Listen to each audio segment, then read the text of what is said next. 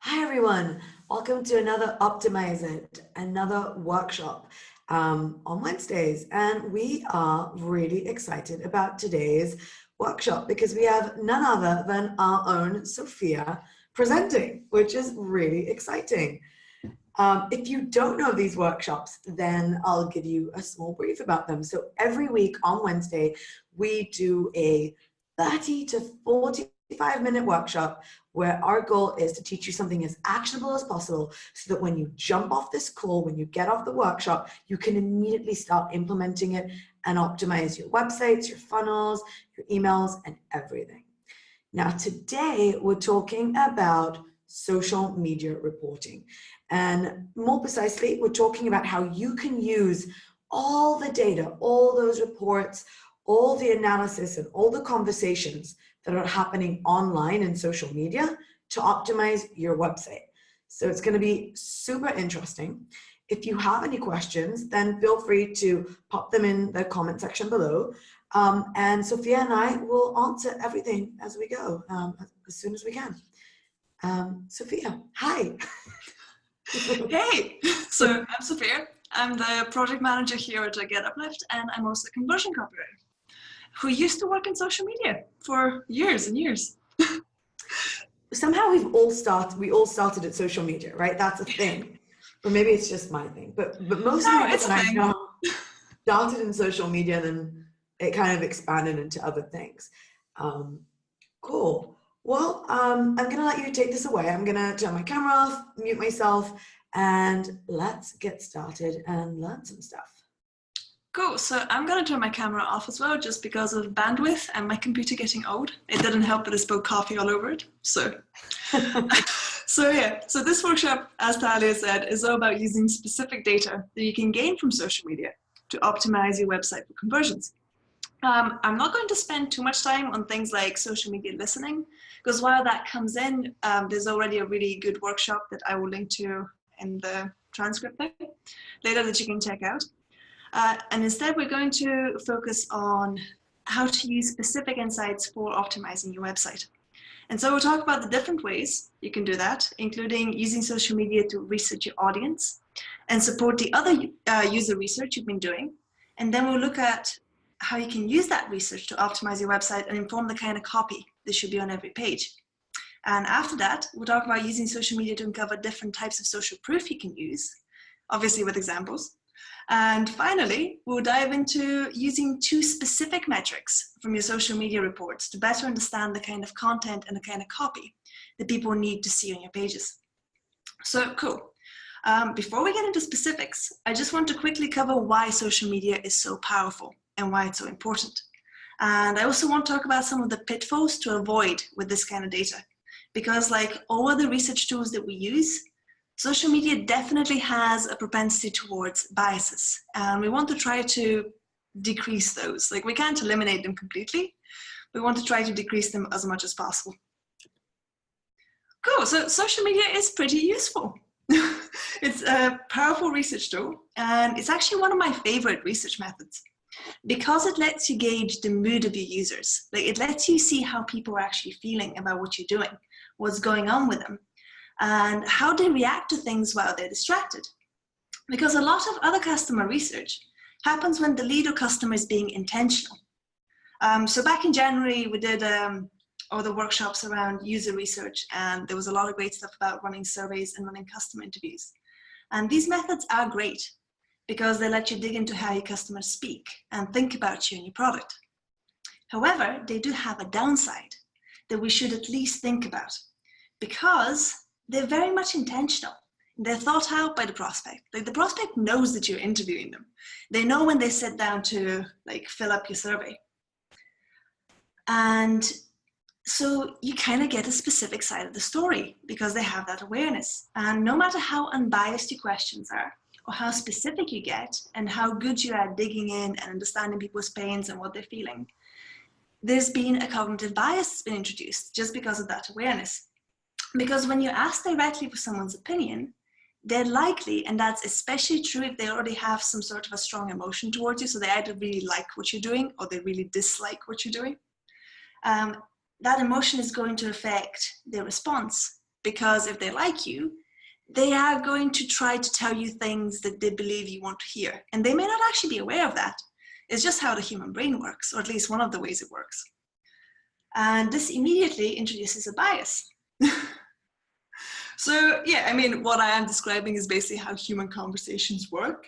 And so is it possible to actually get unbiased data? And the bad news is that you can't. There's no such thing as like completely unbiased data. But the slightly better news is that nobody else can get it either. Cognitive biases affect everything we do to some extent or other. And however, you can minimize that effect by gathering data from multiple sources and then comparing that. That's why the social media optimization strategies we'll talk about today work really well with other types of user research, like customer surveys and interviews. And it also pairs up really well with any heuristic analysis or heat map analysis or Google Analytics you're going to do. It just gives you a much fuller picture of what your customer is doing. So let's go back to actually gathering customer data. So any conversations you have with customers, you have to dig beyond what you're seeing at face value. Because what we say isn't always what we think, and especially it's not always what we think subconsciously. And it's not because your customers or like your prospects are trying to hide something from you. They probably aren't, like not in a creepy way or anything. But in that moment when they take your surveys and your interviews, what they say may be exactly what they think. However, what we think and how we act is often context dependent. So a person may feel one way when they talk to you, they may feel a completely different way when they actually land on your site and go through your materials. Because their feelings are affected by the context they find themselves in. Like random things, like did they have a good day at work, what time of day it is, whether they're surfing your site on their phone or their desktop, whether they're watching Netflix at the same time, and how distracted they are. Because we use social media in different ways. So just like any interviews and survey answers you get, social media behavior isn't exactly face value behavior. It's the result of a combination of factors about how your customer's subconscious wants to be seen at that moment in time. So let's talk a bit about the image of social media and the reality of your customer's life for a sec. So on the left, we have a pretty typical holiday snap. Most of us have probably taken a picture of that at some point. So, you know, the subject looks great, the light is fantastic, the background looks beautiful, some sort of, I don't know if I had to judge like an Italian or a Greek statue, but it's like, it's a nice image. It's an image that you'd be happy if somebody saw of you. And so that's one way we use social media. On the right, you kind of have a different reality, kind of how a lot of us use social media and definitely surf social media. So maybe you don't take your laptop to the bathroom, but if I had to guess, I'd say you're probably taking your phone to the bathroom with you at some point. You know. But the thing is, both of these reflect how people use social media, because our habits vary depending on that context. I mean, just think about your own habits. They probably vary depending on the type of week you're having, how you're feeling, a bunch of other small things, because maybe you're scrolling through Facebook on your phone, on your desktop, when you're in a grocery line. And the way you respond to the content you see depends, not just on like marketing stuff, like your stage of awareness and where you are in your user journey. It just depends on how you're doing that day. Because I mean, here's the thing about people, and the reason that I keep emphasizing this is because it really affects the way we have to interpret data, because we are not always the same. We don't always think and feel the same thing at the same time of day. We're kind of almost a bit like, you know how in some cities you can get like basically all 4 seasons in one day? People can be a bit like that. We can go through all the major emotions within like an hour, and that affects the way we interact with somebody's copy.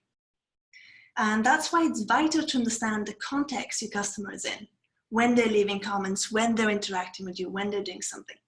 Because it's that context that determines how useful the information you're gathering is to you. So yeah, social media basically helps us see those fluctuation in people's emotions. And cool. So now that we've covered kind of the basis and how people use and feel on social media, let's dive into the first way that you can use it to optimize your site. And that's using social media as a research tool. So social media helps you understand your visitors' greater context. It shows you another side of that behavior equation and gives you a different angle, a different insight into how people are thinking about your products, how they're thinking about similar services and similar products, and how you can optimize the experience on your site. So the slide that you're seeing, this is a screenshot of the hero section for a brand called Body Boss. So Body Boss is a pretty standard 12-week exercise program. Like most exercise programs out there that you've seen, it has like a guide, the exact exercise you should do every day. I think it has like some diet stuff that you can follow as well. And this site follows a pretty traditional format again. There's the promise of a new you know, you'll be brand new, like you never dreamed. I'm kind of thinking the copy here. But it's the standard fitness stuff. It's nothing that you haven't seen before. Like this particular promise, your first step towards a new you. I mean, I don't know about you, but I've seen that promise on fitness sites so many times, worded in like almost exactly the same way. However, and you can't see this on their website, there is one thing that Body Boss actually does amazingly well, and yet it's not used on their homepage. It's not really mentioned anywhere, not even under the community tab. And that's that they have an amazing Facebook community. So this is a really active community of women. I think it has something like 600,000 people. And it's ridiculously active. People respond to you super fast. And it's basically people sharing their struggles with the program, their struggles with getting fit, with doing the exercises and how hard they are. And then other people jump in, post the experience, and basically support each other. And so in the group, you see all sorts of questions. I mean, you see people asking about what deodorant they should use while working out. You have somebody saying that they started the pre-training and they're having a really hard time with it. So is it bad that they're not able to complete all of it? Then you have somebody who's kind of struggled just keeping up with the program and everything like that. And so people jump in and share their experience and help them and support them. And so there's all sorts of sharing of wins and struggles and support. And yet, despite all this access to data, the website doesn't really reflect any of that kind of honesty and support and help that is available to people who do take this program. And it doesn't deal with a lot of the common objections that come up with in the group. Like, what can I do? What happens if I slip up and I can't complete the exercises? What happens if it's too hard for me? If I'm over 50, can I still do this? And yet the Facebook group does an incredible job of dealing with this. And so you can actually use this information to optimize websites, because there are groups like these for pretty much every niche. And this kind of information helps you understand what questions people have, and then you can answer them in your copy. So group discussions, like those that happen in Facebook groups, in Twitter chats, in Slack groups, they often show a lot of vulnerability, because behind their keyboards, people often share stuff that they don't necessarily feel comfortable sharing with friends or in person, like about really deep personal struggles. And this can help you uncover some genuine wants and needs that your prospects have, as well as the struggles they experience. So then you can add those struggles at different points of your website, and you can show them how you address them in your copy. And you can use those problems to basically, it adds life and vulnerability and connection to your copy. It helps your customers see themselves in your page, because they can see that you're taking the time to actually talk to them and that you understand them. So again, like back with the fitness example that they used with the Get a New You. Yeah, sure. Some of the people who signed up want this, or they think they want this. But when you read through the threads, like you can see that the themes of having a community, of trying to make that lifestyle change, of not thinking that you can do it, of slipping up and then trying again. Those are the things that really come up. And the people that end up succeeding with the program tend to be the ones that really use the group and really use that community support. And yet that's not mentioned anywhere. And so groups like these, as well as Twitter chats and Slack groups and Reddit threads, they can help you see your prospects' context and understand their key struggles. Then you can address those struggles in relevant pages. And it doesn't even have to be a Facebook group that you own. There's literally Facebook groups and Slack groups and Reddit groups for every pain point you can think of. So just find them and use that information. Cool. So the second point is then using social media to get killer social proof. And man, social media is awesome for this. I can't wait to share these examples with you. So yeah, let's talk about the second way. And that is user-generated content. And user-generated content, and this consists of things people say about you on social media, of pictures they take with your products, of the stuff they post. All that content is incredibly powerful, and it's a wonderful piece of social proof. And it can be used to optimize conversions on your site in so many different ways for all sorts of brands on all sorts of pages and in a bunch of different contexts. So the first thing, and this is an example with a brand called Letote, or Letote? I think it's Letote. Something. You can see the name on the screen. It's good. So I want to talk about the power of seeing relatable people using your stuff. And we're going to take a look at a few different e-commerce brands that do this.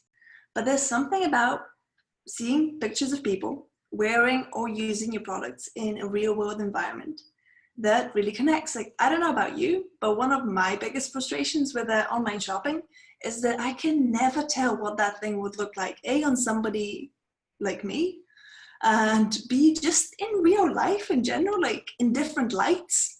Because sometimes you see like a really gorgeous picture of something, because of the light they took the picture of in the studio, when you see it in real life, like it's about 4 shades different.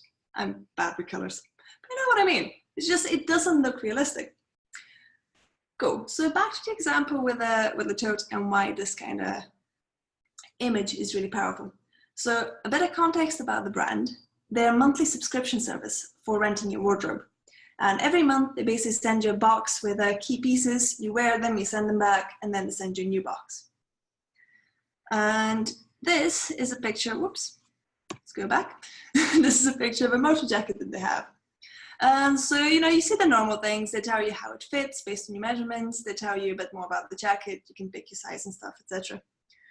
But these images provide us some really useful information. Because first, it tells you what size the person is and how tall they are, which helps you visualize how the thing is going to look. But they also do something more than that, because it subconsciously highlights that other people, and a lot of different people, like this service. And not only do they like it to use it, they also care enough to actually take the time and leave reviews and upload pictures to help others. So this starts building up the brand as something that you can connect with, something that's real. And so Letote uses this type of content to optimize their product pages. Cool.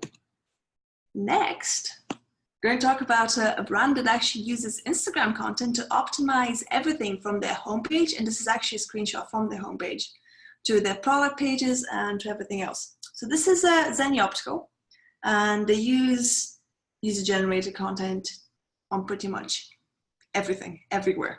And it seems to have done really well for them. So they have this hashtag called JustGotMyZennies, where they encourage people to snap a pic with their brand new glasses, post it to Instagram, and then add the hashtag. And the premise of this is that if their image is great, then they may get featured on the website. And also on different product pages.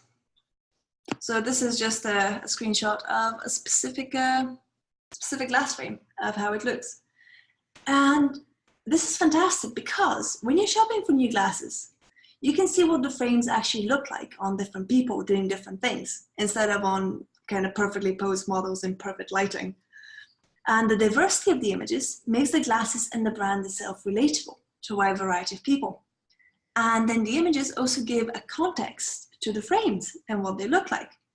They make it easier to see yourself wearing the glasses. And again, as great conversion-oriented content goes, these images aren't expected to do the heavy lifting by themselves. Zenny has a bunch of other resources that you could use to kind of like, they show you how to measure your face and how to decide.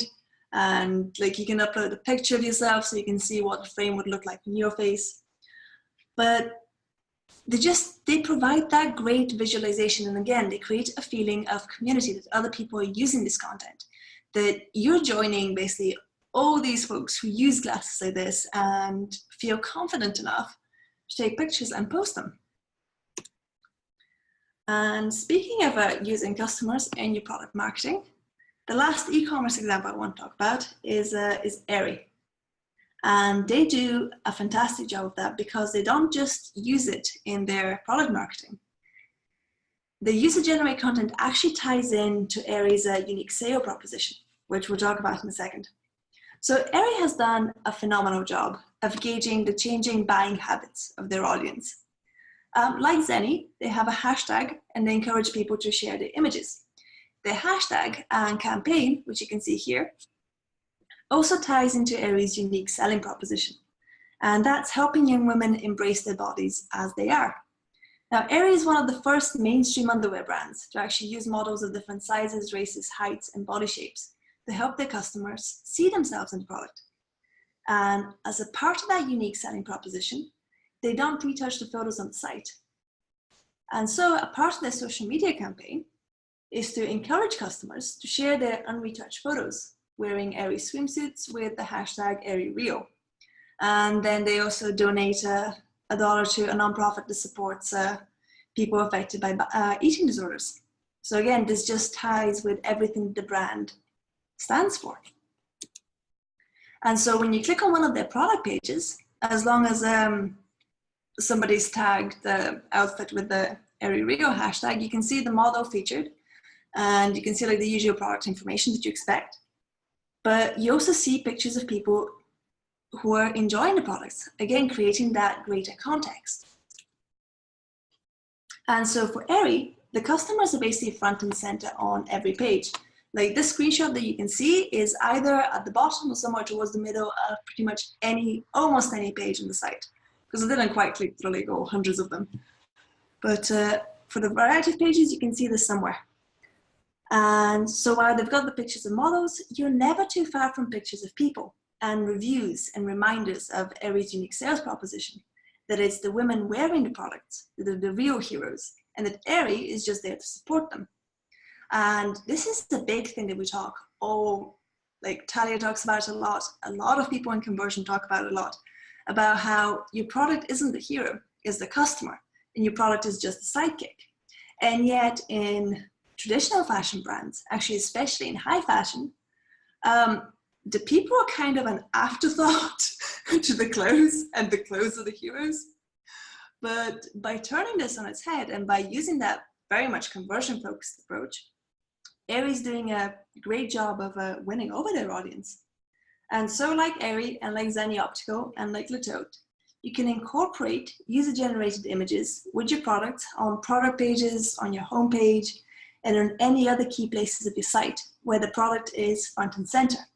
And you can use those pages to optimize them for conversion and to help your customers see themselves on everything that you do, like quite literally. Just like, obviously, I think this should go without saying, but if you ever do use any user-generated content, make sure you get the right permissions. Obviously, contact everybody beforehand, let them know you want to use their images, etc. Because it's, first, if you don't, it would get you in a whole heap of legal trouble, which is not fun. And second, it's just the right thing to do. But cool, so speaking of social proof, this example is a little different because, so we talked about images and we saw how e-commerce brands in particular use those. But you can also use the stuff people say about you to kind of show. And this type of social proof adds believability to what you're saying. It can enhance your words and claims and any facts that you kind of provide by making them feel more real and more potent. And this particular example comes from Tarzan K's speaker page. So she's a conversion copywriter and I think a launch specialist. And on this page, she basically uses comments that she's gotten through social media to directly support what the page is saying, that you should hire her for your next event. So she uses direct screenshots from social media, which does a very powerful thing. It makes the page feel more authentic and real because you can see the people's pictures and you can see their unedited reactions. This basically sends a message to your brain that says, oh, you know, this person is for real. Because when you see testimonials, there's there's always the chance, especially if they're written testimonials, and especially if they don't have pictures, that that thing could have been edited. But when you see this, it's much harder for your brain to jump to that conclusion. But just kind of almost not a word of warning exactly, but a thing to consider. Social proof and really anything we talk about can't work in a vacuum. So the reason why the social proof works so well on Tarzan's speaking page is because it complements everything else. So it comes just after this video of real people basically sharing their reactions of hearing Tarzan speak and how it affected them. And that's why it really works so well. It's because it isn't doing the heavy lifting by itself. It doesn't live in a vacuum. It supports the rest of the content, and it just enhances it by adding a level of realness almost. So whatever you do, so whenever you do add social proof to your pages, just make sure that it complements everything else on the page. Because for a page to convert as well as it can, every element needs to support every other element. Like, it needs to work together as a team. You can't just take a really awesome user-generated picture, stick it on your site, and expect it to do anything. It needs to work with everything. That's why Aries content works so well, because all the user content they use supports the unique selling proposition.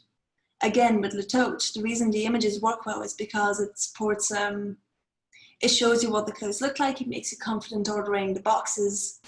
It creates that feeling of, I suppose, of realness. I used that before, but yeah.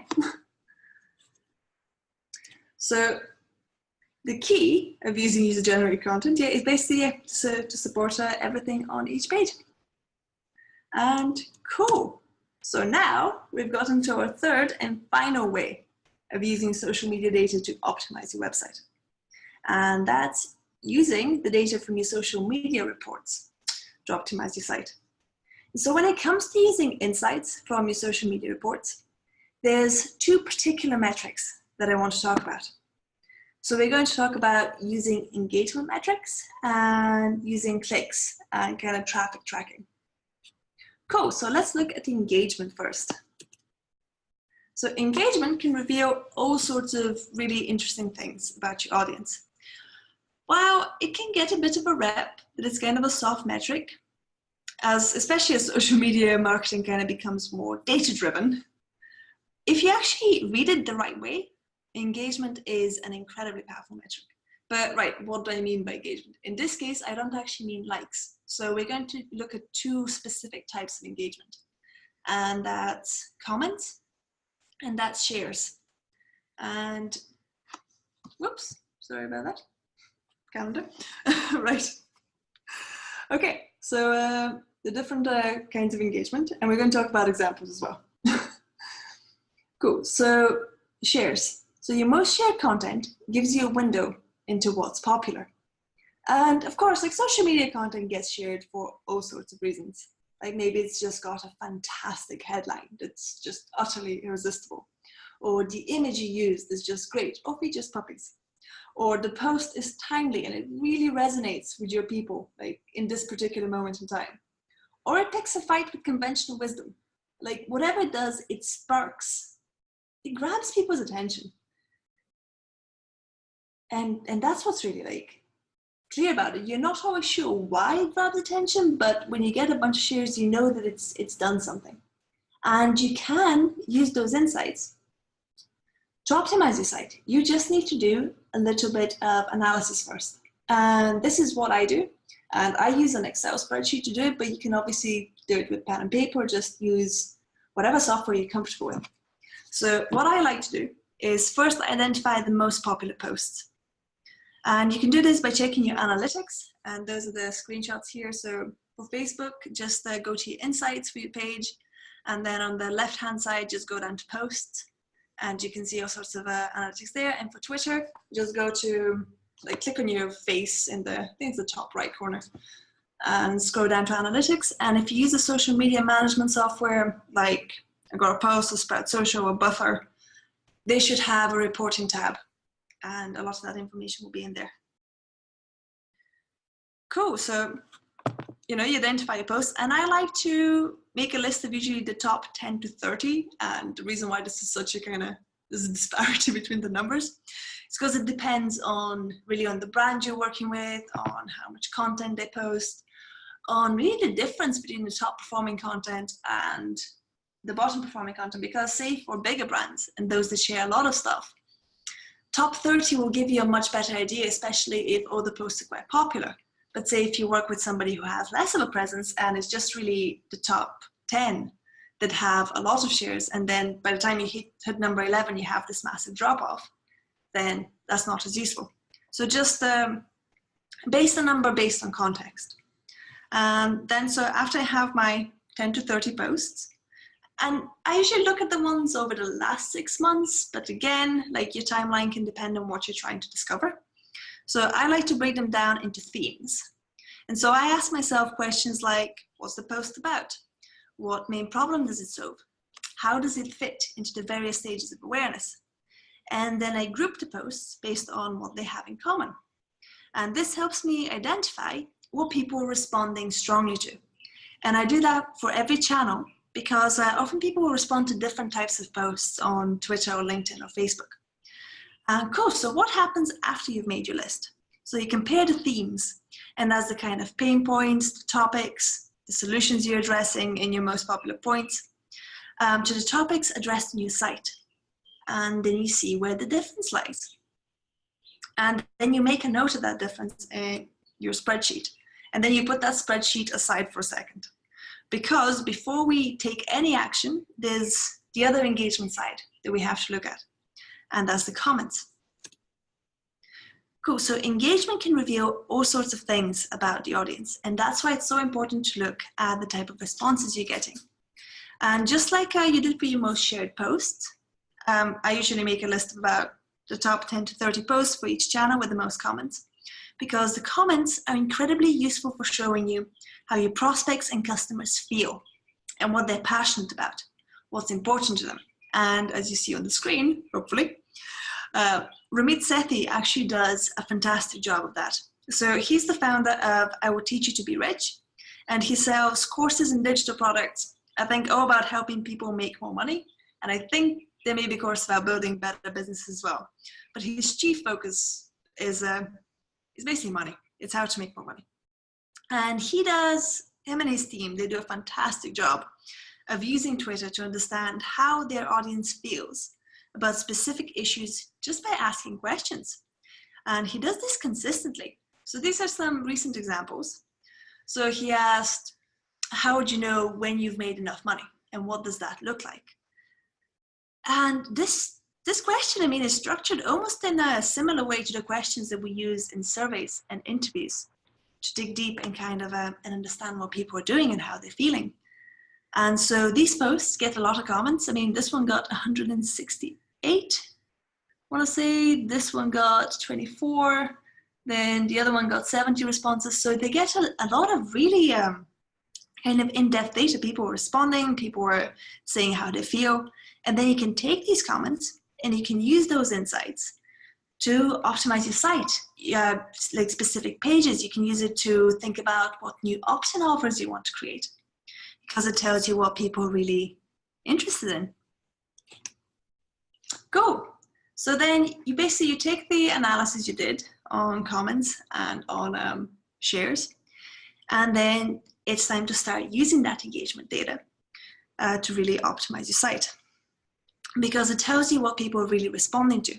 And then you can experiment with adding those themes to your copy. Now, of course, and again, this should really go without saying, but focus on the insights that are related to your brand. If your audience is super passionate about cats, it doesn't mean that you should cover your site and cats. Actually, please don't. I love cats, but no. So instead, use your most shared posts and your relevant comments to understand where people are at, to understand the things that are bothering them, and then dig into the stages of awareness, and then optimize that content to match it. Okay, cool. So now, actually, we're going to talk about one of my favorite things, and that's UTM tracking codes. And I would apologize for the slide, but I won't, because that joke just cracked me up. So no apologies from me here. Cool. So let's talk about tracking your traffic with UTM tracking codes. So I can't actually overemphasize the importance of tracking your traffic enough. If you're sharing any links to your website, whether you're linking to a blog post or to a specific landing page or an opt-in form, then you gotta track that traffic. You've got to track your clicks, and you've got to track exactly what's driving who, where. Because this shows you how good you are at getting people off social media and to your website. And for a business, that should really be one of your ultimate goals. Because you want to get people off the platforms that you don't own, platforms like Facebook and Twitter and LinkedIn, and get them into your email list.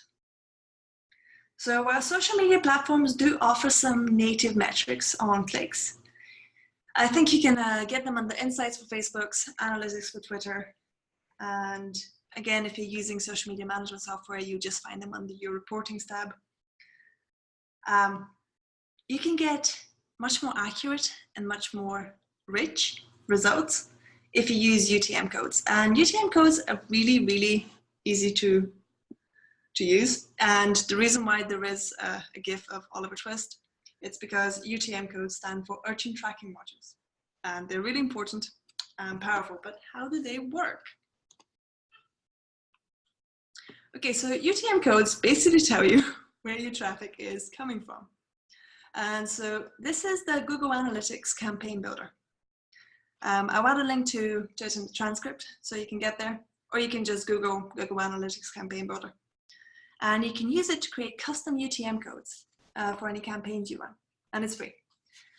So at the top where it says website URL, just put the page you'd like to track. So in this example, I'm using the Get Uplift CRO training page. And then when you're tracking organic traffic, you're only going to use the top 3 parameters.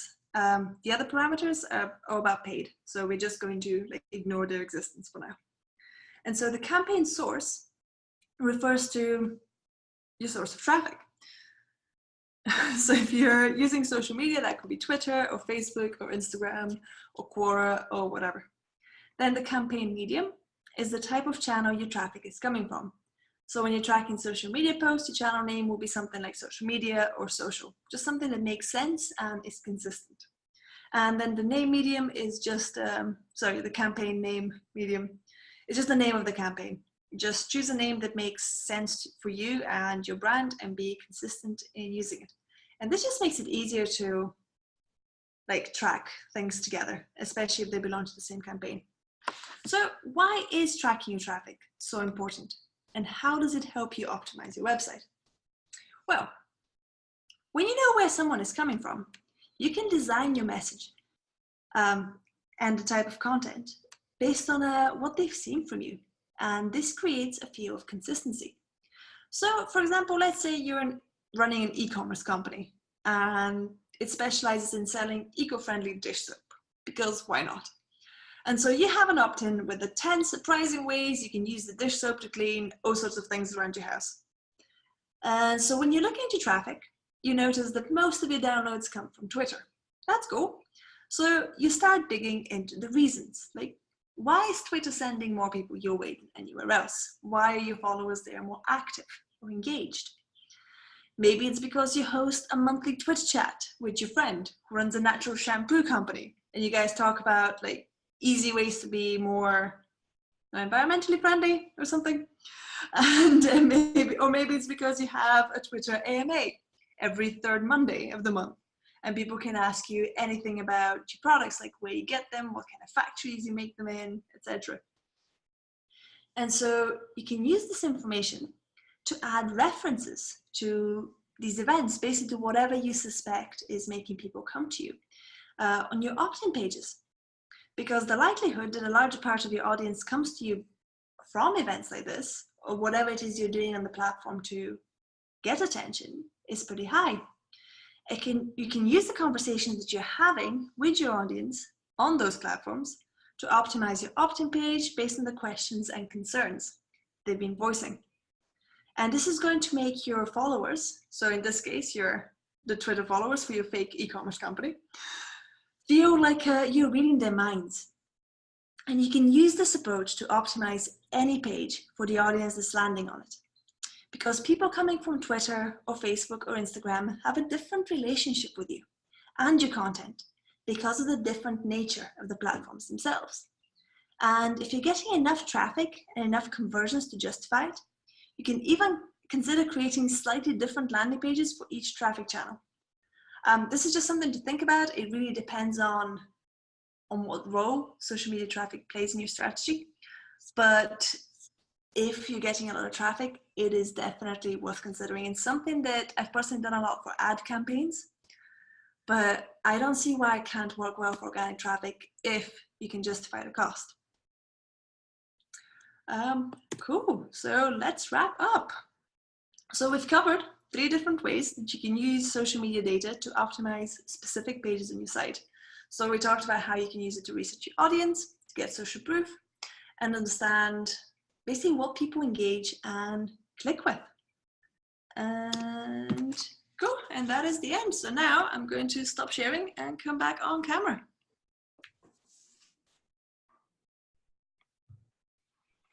Brilliant.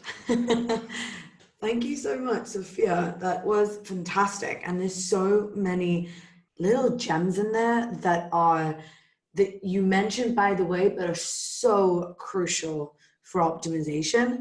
So I really hope that everyone is paying close attention to everything that you said.